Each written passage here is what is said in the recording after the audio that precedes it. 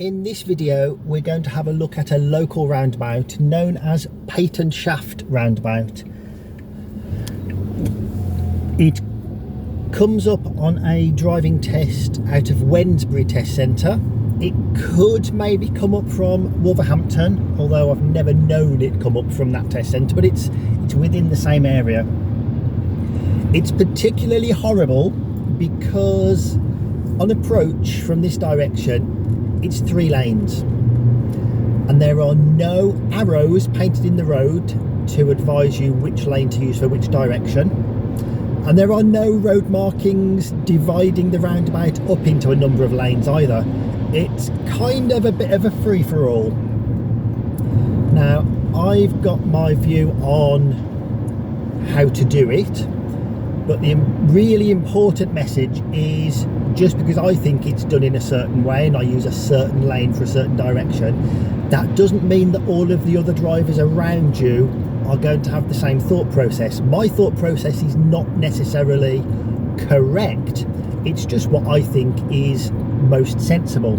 So mirror checks on this roundabout are absolutely vital. Now we're going to try and follow the direction of West Bromwich A41.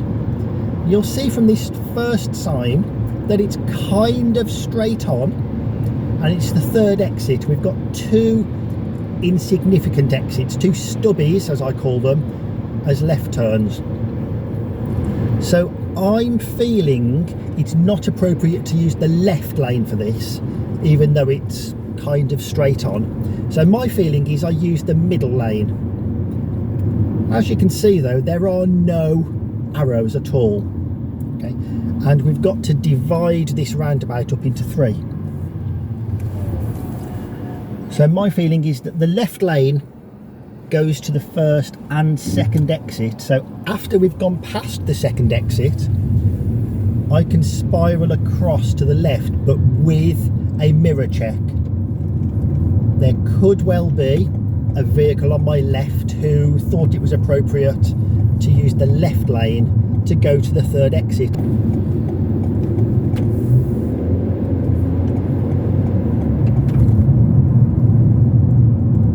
Now approaching from the opposite direction, it's a little bit more intuitive because we're taking the second exit to go on the A41. There's an insignificant exit to the left, so we are second exit straight on. So I think using the left lane is quite appropriate here. I think you could also use the middle lane as we're going from a thick road to a thick road. So it's a 2-lane road to a 2-lane road.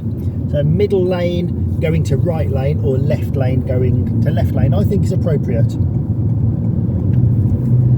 Again, there are no markings to say so. Bear in mind that somebody else might interpret it as the left lane only goes left and the middle lane goes straight on and becomes the left lane, and the right lane goes straight on and becomes the right lane.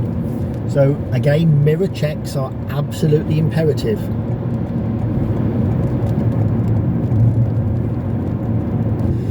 So we're approaching again, following the direction of West Bromwich A41.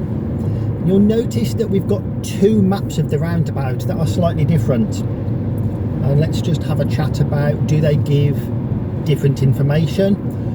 On one of the signs, the oval about, the elongated roundabout, is kind of lying on the flat edge, and on the second one it's kind of tilted. Now, does that make a difference to how we do the roundabout?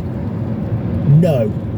The orientation of the oval on the sign doesn't make a difference. It's literally just angled so that words can be printed on without running out of space. So the first one is coming up, and you can see it's lying on its flat side. Third exit is kind of on the other flat side, which makes me feel like it is straight on. Now the second roundabout, it's also on the second flat side, so I'm still thinking straight on. It's not on the rounded end, which would make me think it's a right turn. Now let's have a look at how we divide this roundabout up into 3. We can see there's a kind of join in the tarmac which helps us divide it. You can sometimes see tyre tracks as well. Let's just mirror check and signal off.